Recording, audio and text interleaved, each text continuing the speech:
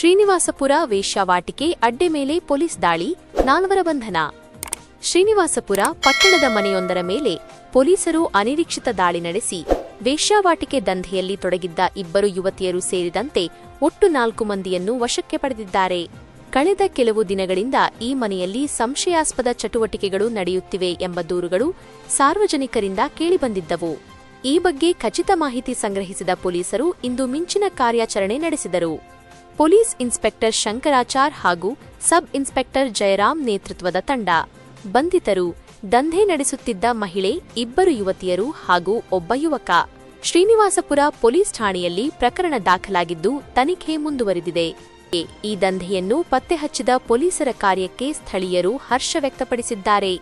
ಆದರೆ ಕೇವಲ ಇಷ್ಟಕ್ಕೆ ನಿಲ್ಲಿಸದೆ ಈ ಜಾಲದ ಹಿಂದೆ ಇರುವ ಕಿಂಗ್ಪಿನ್ಗಳನ್ನು ಕೂಡಲೇ ಬಂಧಿಸಬೇಕು ಎಂದು ಒತ್ತಾಯಿಸಿದ್ದಾರೆ. ಸದ್ಯ ಪೊಲೀಸರು ಬಂಧಿತರನ್ನು ತೀವ್ರ ವಿಚಾರಣೆಗೆ ಒಳಪಡಿಸಿದ್ದು, ಈ ಜಾಲದ ಬೇರುಗಳ ಪತ್ತೆಗಾಗಿ ತನಿಖೆ ಚುರುಕುಗೊಳಿಸಿದ್ದಾರೆ.